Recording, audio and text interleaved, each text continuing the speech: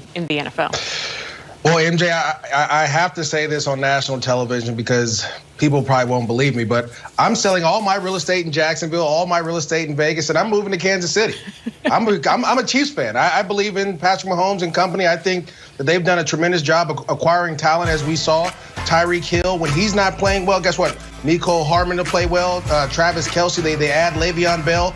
You have Clyde Edwards-Helaire. I mean, was the Vegas Raiders. And then after that, the Chiefs went on a run, and they've been going on a run here. So for me, they are the best team. Yes, I know the Pittsburgh Steelers are playing well. They're undefeated. And yes, they possibly can go 16-0 this season with the way their schedule is structured. But to me, I'm always going to take the Kansas City Chiefs. I feel you, and I hear you, and I agree with you. But, Sean, as MJD just said, they're not unbeatable. So what is the biggest obstacles for the Chiefs in order for them to repeat as Super Bowl champs? Yeah, MJ, look, it's a tough task to defend your title, and I think the Chiefs have found that they're getting everybody's A game now. And they've done a great job of it up front. They've also been very good on the blitz. So I think the Steelers will be a good challenge. They're probably the one team that could knock the Kansas City Chiefs out of another opportunity to defend their title in the Super Bowl. And I think when you look at what Ben's doing this year, and they've got a three-headed monster on offense too, with Deontay Johnson, with Juju, and now Chase Claypool, the young rookie, they can put up some points too. So I think the Steelers and Chiefs, boy, that would be some really good football.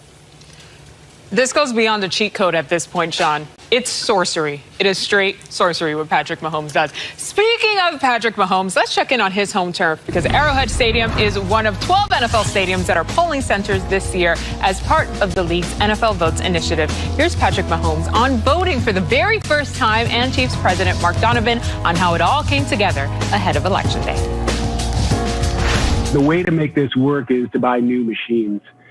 And we looked at that, and I would tell you personally, I was really proud of that moment because I went to the Hunt family, I went to the Hunt Foundation, and I went to Patrick Mahomes and his 15 in the Mahomes Foundation and said, here's what it's going to take to bring voting machines and make Arrowhead a reality for a voting polling station.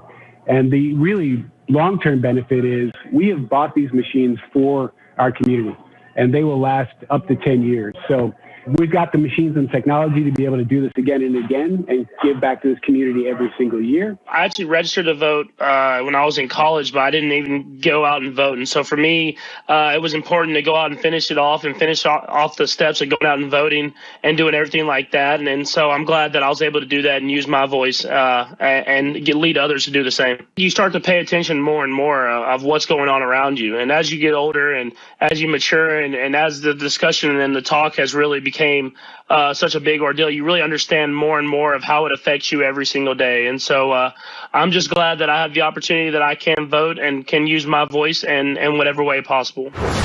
Here's Jeffrey Chadia with more on Election Day at Arrowhead Stadium.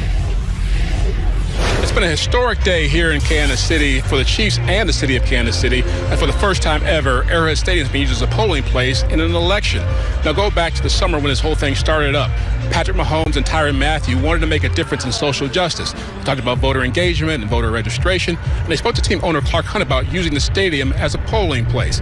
Now fast forward to today, where about 5,000 people are expected to vote here. In fact, Andy Reid, the head coach of the Chiefs, was one of the first people to vote today. And so Tyrann Mathieu talked about I have one simple question for you. Have you voted yet today? If not, in most places across the country, there's still time. This is NFL Total Access. I'm your host, MJ Acosta-Ruiz. We have a lot going on tonight, and Michael Robinson, Maurice Jones-Drew, Sean O'Hara, and Coach Brian Billick are here as we turn the page to Week 9. But let's start with Ian Rappaport and the trade deadline. Explain to me, do you have that feeling that you guys are going to be, are you individually going to be a two-time champ?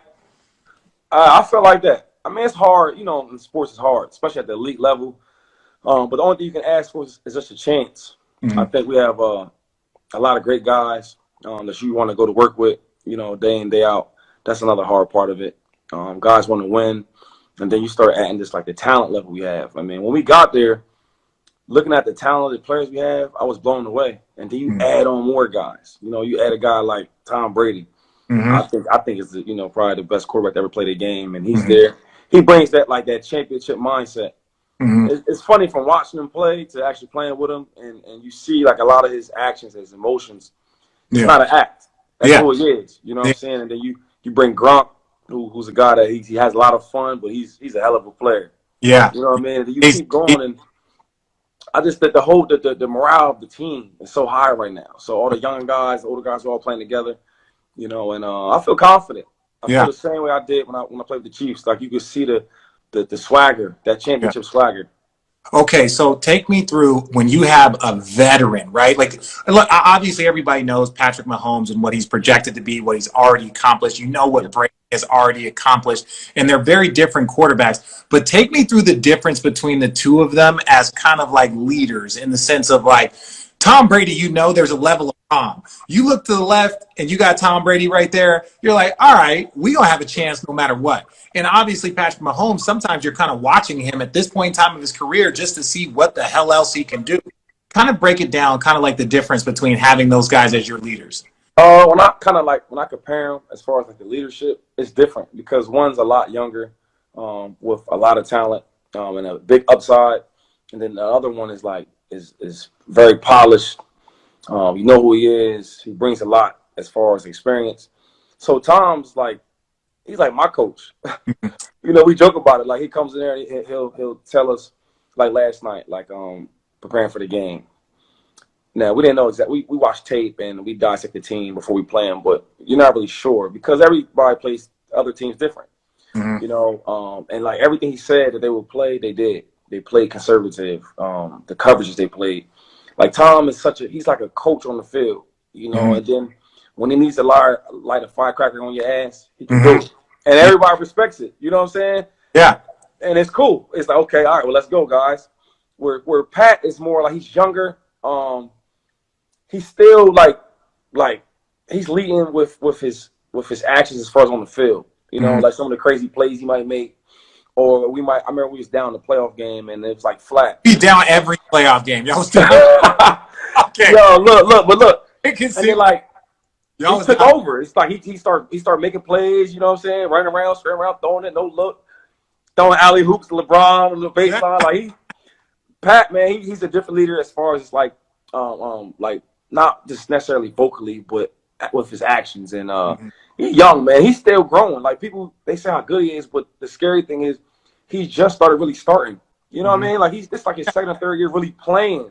Yeah. So in 2 years, it might get real dangerous. Well, that's what he said. He said only in the last like few years has he started understanding, learning to read coverages, anticipation. It's like he went through, naturally talented, naturally gifted, understood where he wanted to go, but he's starting to see anticipation, throwing one play and setting up another, looking one way and setting up something else. He said it himself that like that's relatively new to him in the last year. He wasn't this like quarterback kid that's been playing it since Pop Warner at like 12. He's a guy that's actually grown and learned the position. Like, how much different is that than Tom? Like, Tom is a guy that is like, that's who he is. It's strict. Like, I want to know this. I know you've won a Super Bowl, but we also know what Tom has accomplished in the Super Bowls. If you had to go into battle with one, who you going to battle with? I mean, it's hard. That's a hard question because you got a guy that's done it for so long. You know what I'm saying? And you got Pat, who's emerged to the superstar. You know, and like you said, like Pat, like Tom is like fundamentally sound. Everything he does, from throwing a 2-yard pass is perfect. Throwing an 80-yard pass is perfect. Where Mahomes, he can be textbook, but he also could, he puts a little baseball in it because his pop's a baseball player. You can see it. You know what I mean? He slide like you ever see.